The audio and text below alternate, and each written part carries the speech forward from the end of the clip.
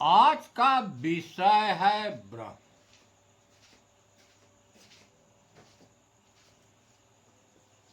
ब्रह्म क्यों कहा गया? ब्रह्म है क्या? आज इसी विषय पर विचार किया जाता है कि वास्तविकता में इस शरीर में ब्रह्म के क्या लक्षण हैं और क्यों उसको ब्रह्म कहा गया। ब्रह्म नाम आज का नहीं है। वेदों में ब्रह्म शब्द से वर्णन किया गया है। उपनिषदों में भी ब्रह्म शब्द का वर्णन है। गीता में भी ब्रह्म शब्द का वर्णन है। रामचरितमानस में ब्रह्म शब्द का वर्णन है। कबीर साहेब ने जो बीजक की रचना की है उसमें भी ब्रह्म शब्द का वर्णन है और शास्त्रों में ही ब्रह्म शब्द का वर्णन। अर्थात तो वह कौन है जिसको ब्रह्म नाम से जाना जाता है? इस सृष्टि में आप देखेंगे तो दो ही लोग हैं।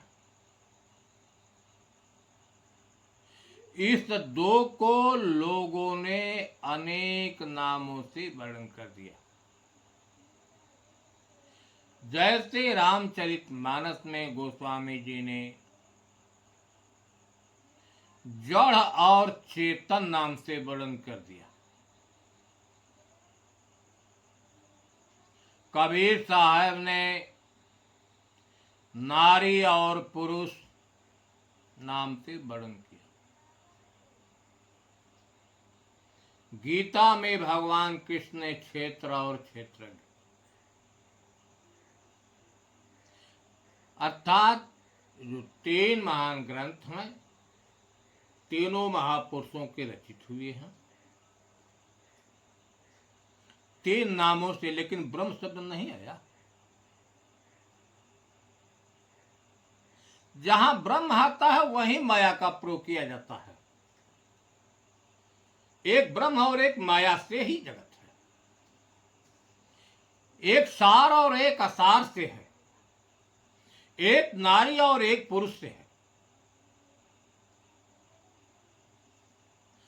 अनेक नामों से लोगों ने वर्णन किया। तो पहले हम ब्रह्म शब्द पर विचार करें। ब्रह्म का अगर हम विच्छेद करते हैं तो ब्र और अहम शब्द होता है। ब्र का भाव बनता है व्यापकता। अहम माने मैं, अर्थात जो सर्वव्यापक है वही शरीर में है। इसी को लोगों ने मैं शब्द से प्रयोग किया है। लोग कहते थे कि हम ब्रह्मास्मि, मैं ही ब्रह्म हूं। व्याप और व्यापक होने की वजह से उसको ब्रह्म कहा गया, जबकि मात्र एक सत्ता ही है। उसी सत्ता को कहीं राम शब्द से, कहीं ब्रह्म शब्द से, कहीं हरि शब्द से, अनेक नामों से लोगों ने वर्णन किया, लेकिन विषय है ब्रह्म का। व्याप और व्यापक होने से ब्रह्म कहा गया।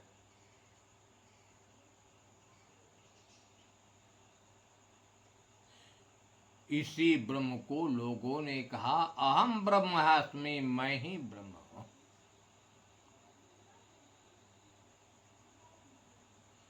तैत्तरीय उपनिषद सत्यम ज्ञान अनंतम ब्रह्म, जिस महापुरुष ने लिखा है तैत्तरीय उपनिषद, उसने कहा कि सत्य सत्यम ज्ञान अनंतम ब्रह्म। कहा कि ब्रह्म ही सत्य है। प्रश्न उठता है कि सत्य किसे कहते हैं? अगर ब्रह्म सत्य है तो सत्य के लक्षण क्या हैं? क्यों सत्य कहा गया? भगवान कृष्ण ने गीता में बड़े मार्मिक ढंग से कहा है सत्य की परिभाषा। उन्होंने कहा ना भावो विद्यते सतः, जिसका कभी भी अभाव नहीं होता वही सत्य है। क्या प्रमाण है कि उसका कभी अभाव नहीं होता? वह कौन सी चीज है? कैसे देखा जाए भाव अभाव? भाव अभाव का निर्णय इस शरीर तल पर ही होता है। शरीर के बाहर भाव अभाव का निर्णय नहीं। कुछ लोग ऐसे हैं जो खाली आकाश है उसी को ब्रह्म मान लेते हैं, यही ब्रह्म है।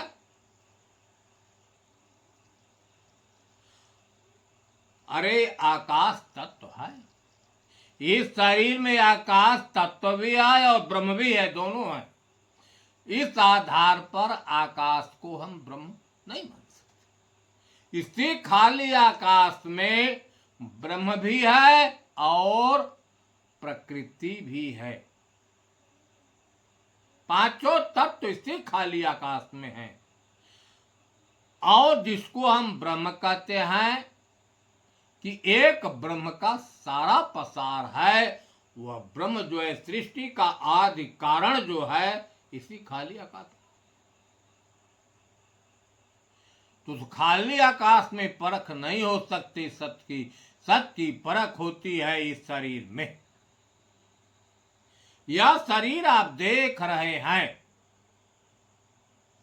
कि 5 तत्वों से बनी है। आकाश, वायु, अग्नि, जल और पृथ्वी। यह चलता फिरता घर है। स्थिर रहने वाला घर नहीं, चलता फिरता घर है। इसमें 5 ज्ञान इंद्रियां हैं, 5 कर्म इंद्रियां हैं, 10 प्राण अपना कार्य करते हैं।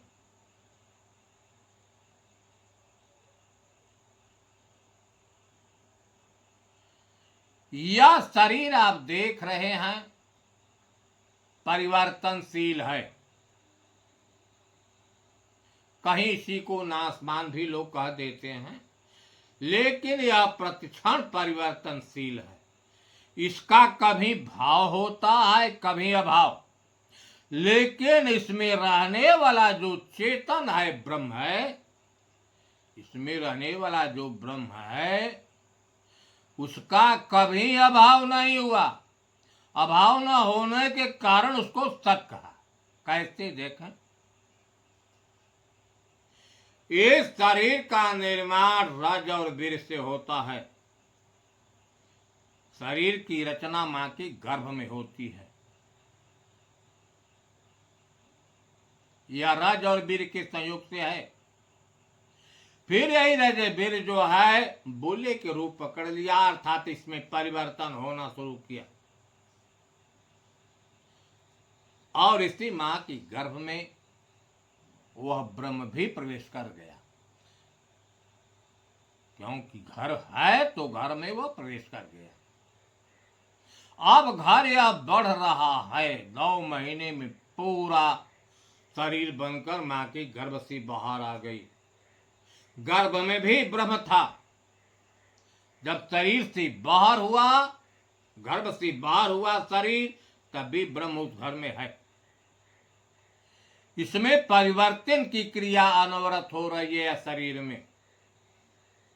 कभी बहुत छोटा सा बच्चा था, उससे बड़ा हुआ, उससे बड़ा हुआ, या परिवर्तन की क्रिया शरीर की हो रही है, चेतन की नहीं हो रही है। कुमार हुआ, जवान हुआ, तीसरी अवस्था, चौथी अवस्था आ गई, यह शरीर की ही परिवर्तन हो रही है। एक समय यह शरीर जो है अपने तत्वों में विलीन हो जाता। आप देख रहे हैं यह शरीर का भाव भी हुआ और हमसे अभाव भी हुआ। इसमें रहने वाला जो चेतन है, ब्रह्म है, उसको शरीर मिली और फिर शरीर छूट भी गई, चली गई, लेकिन इसमें रहने वाले ब्रह्म का कभी अभाव नहीं हुआ, इसलिए उस ब्रह्म को सत कहा गया, जिसका कभी अभाव न हो और न जिसमें परिवर्तन की क्रिया हो। जो शाश्वत एक रस रहने वाला हो वही ब्रह्म है, वही सत्य है। इसलिए ब्रह्म को सत्य कहा गया। सत्यम ज्ञान अनंतम, अर्थात जो ब्रह्म जो है सत्य है और वह है ज्ञान स्वरूप। ज्ञान का मतलब क्या होता है? ज्ञान का भाव क्या होता है? जानना। किसी को भी हम ज्ञान के जरिए ही जानते हैं, माध्यम है ज्ञान।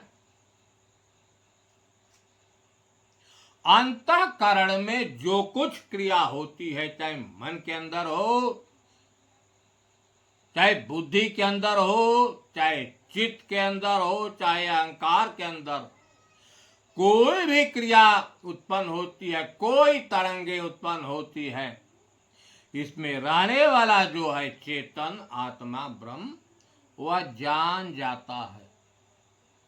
जानने की वजह से, देखने की वजह से उसका स्वरूप जो है ज्ञान। कहीं उसी को साक्षी, देखने की वजह से साक्षी, और उसका कोई रंग रूप नहीं।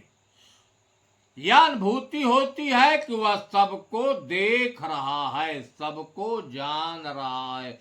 जानने के वजह से उसको कहा स्वरूप ज्ञान। अनंतम, उसका अंत नहीं है कि यह जीव कब का है, कहीं रिकॉर्ड नहीं है। भगवान कृष्ण ने गीता में कहा कि पुरुषः प्रकृति वेदनादेव भावपि, पुरुष और प्रकृति दोनों अनादि हैं, लेकिन विकारांश गुणांश व प्रकृति विधि संभवा, जितने विकार और गुण है प्रकृति के अंदर है। चेतन निर्विकार है, निर्लेप नारायण है, मात्र वह साक्षी और दृष्टा है इस शरीर में। उसी की चेतना से अंतःकरण और सारी शरीर प्रकाशित होती है। क्रिया शक्ति उसी ब्रह्म की है अंतःकरण के अंदर, चेतना शक्ति उसी की है और ज्ञान शक्ति भी उसी की है। और वही ब्रह्म अगणित रूपों में है, अनंत। जितने घट हैं सब में वही है। यह तो तैतरी उपनिषद जिस महापुरुष ने लिखा अपना विचार। ब्रह्म सत्यम जगत मिथ्या जीव ब्रह्म, ब्रह्म ही सत्य है। आपने सत्य की परिभाषा को देखा तो यही सिद्ध हुआ कि एक ब्रह्म ही सत्य है, जगत मिथ्या। जगत का मतलब है जो इन आंखों से दिखाई दे रहा है वही जगत है। मिथ्या का मतलब है झूठा, अर्थात वह परिवर्तनशील है, एक रस कभी रहने वाला नहीं। उसमें अनवरत परिवर्तन होता है, इसलिए उसको झूठा कहा। जीव ब्रह्म केवलम, कहा जीव ही ब्रह्म है और कोई ब्रह्म नहीं। यहां जीव शब्द है,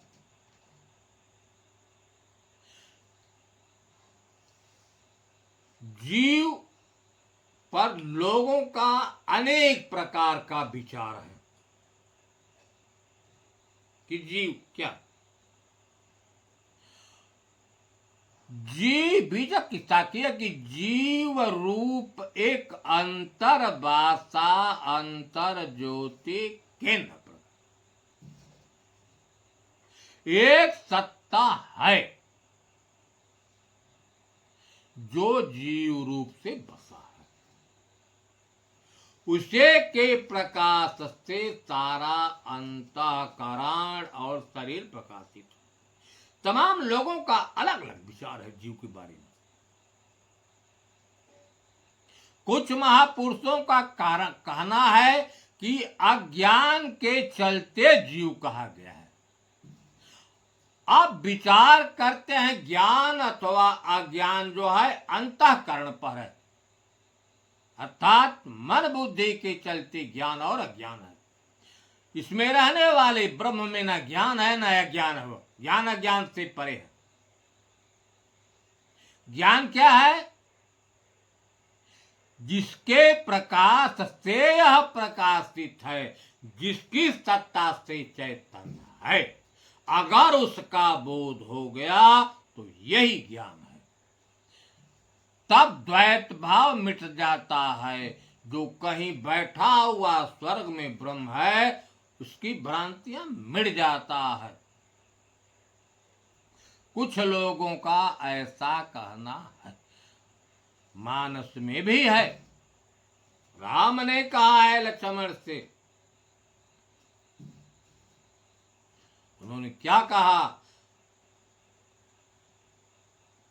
कि आप न जानत आपको, तब तक कहिए जीव, आप में लख लिया तब तो हो गया स्थिर। इस शरीर में जो ब्रह्म है, यह मन बुद्धि नहीं जाने, न जानने के कारण क्या है? अज्ञानता। तब तक जीव की संज्ञा है, अर्थात अन्य को समझकर वह कर्म करता है, कर्मों की चलती बार बार जीता है, इसलिए जीव कहा। लेकिन जब स्वयं का बोध हो गया तो कर्म समाप्त हो गया, अब वह सीखो।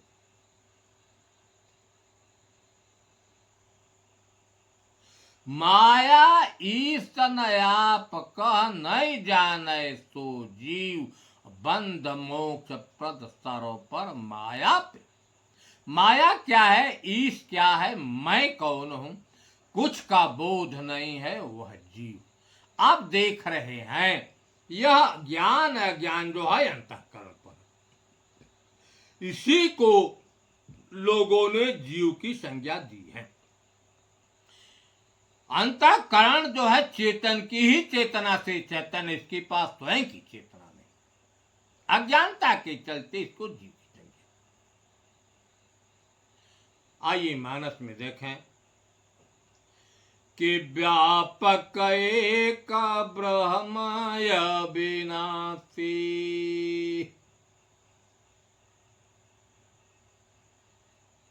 सत चेतन घनयानंद राशि।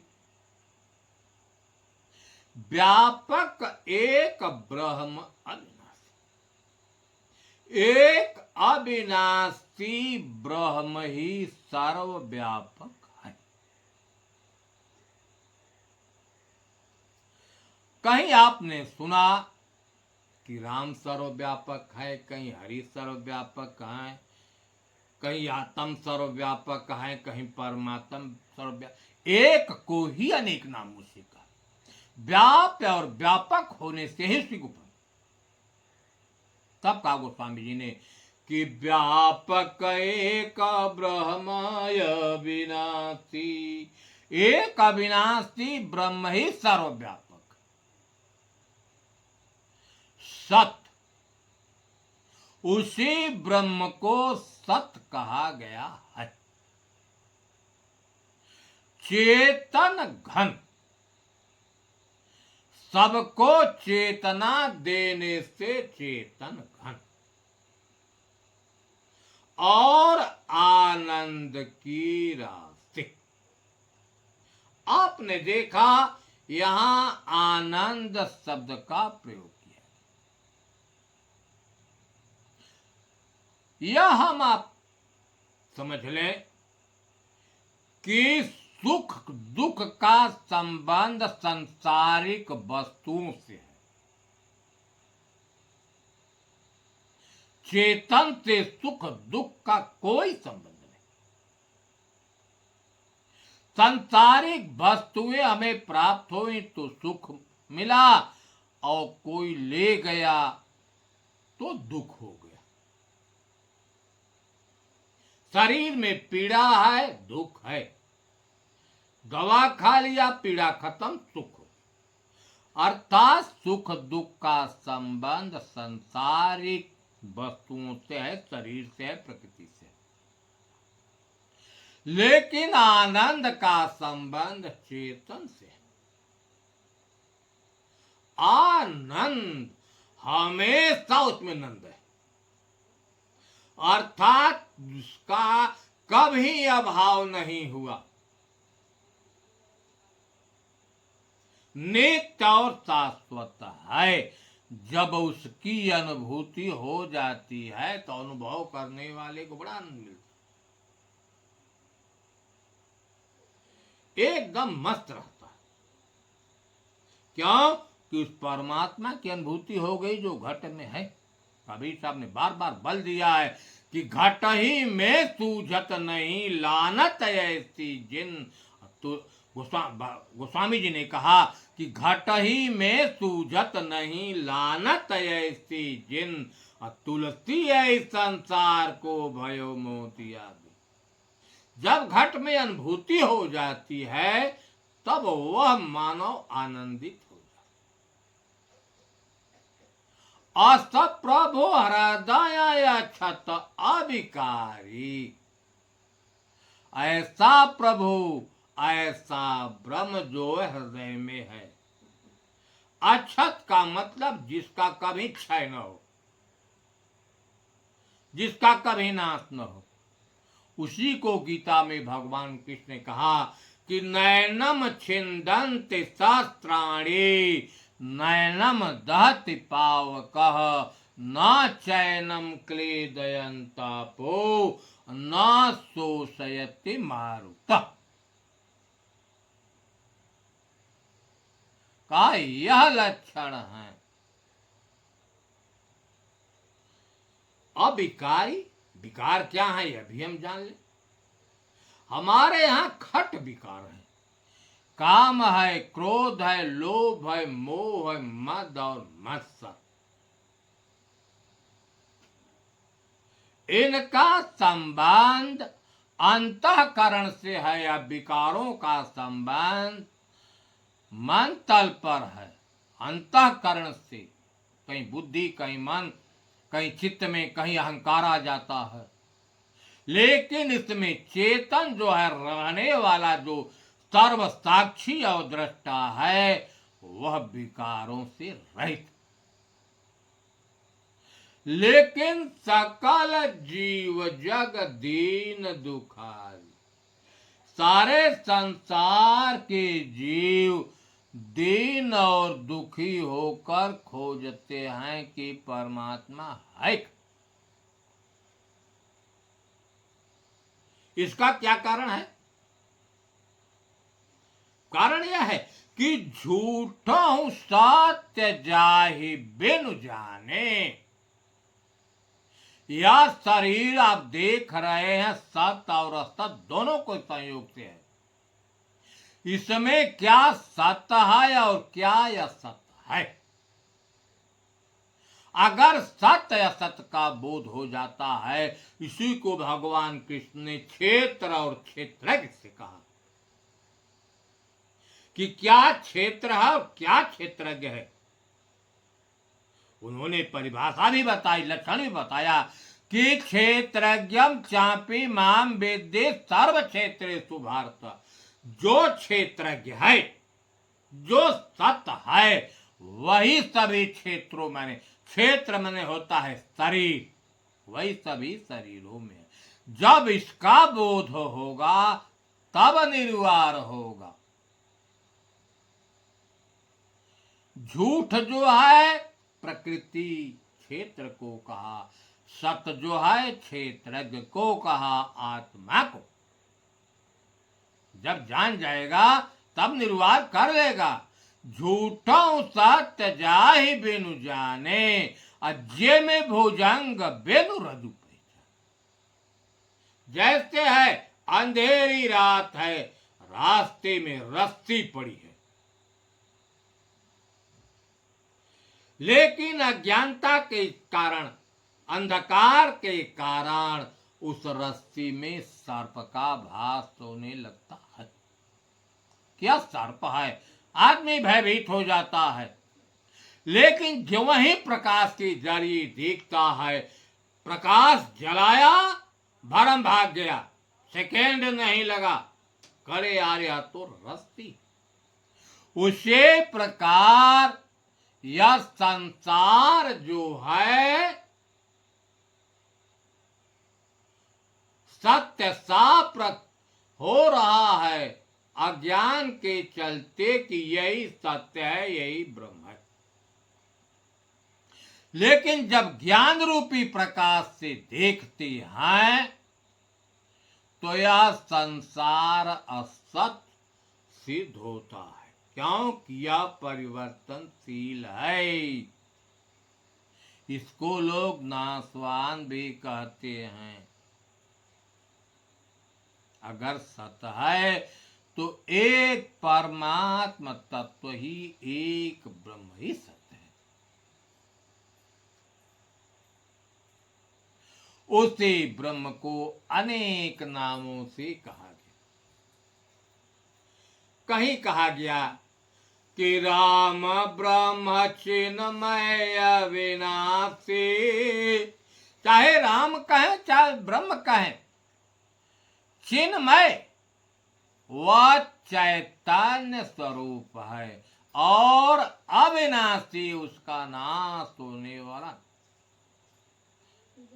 सर्वरहित सबौरा पूर्ववासी, सबसे अलग माने प्रकृति से अलग होते हुए भी सबके हृदय रूपी घर में है।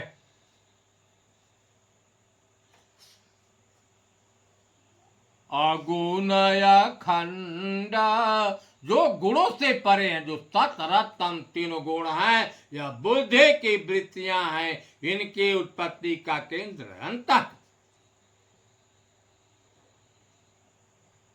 वह गुणों से परे हैं। अगुण अनंत अखंडय नादे, अजय चेतवई परमार्थवादी, अर्थात संत जिसका चिंतन करते हैं। नेति नेति जय वेद निरूपा, वेद कहता है उस ब्रह्म का इति, निजानंद निरूपाधि अनुपा। निज का आनंद स्वरूप स्वतः ब्रह्म इस शरीर में है, निरूपाधि नाम रूप से परे है और उसके उपमा किसी से नहीं। शंभु विरंच विष्णु भगवाना, उपजय जासो अंश से नाना। अर्थात जितने ब्रह्मा विष्णु शंकर सब में वही ब्रह्म है। एक छोटे से कीटाणु से लेकर ब्रह्मा विष्णु सब में वही है। इसलिए उसको सर्वव्यापकता कहा गया। तो वही सब में है, वही ब्रह्म है, वही सत्य है, वही राम तत्व से कहा गया है। साए बंदगी।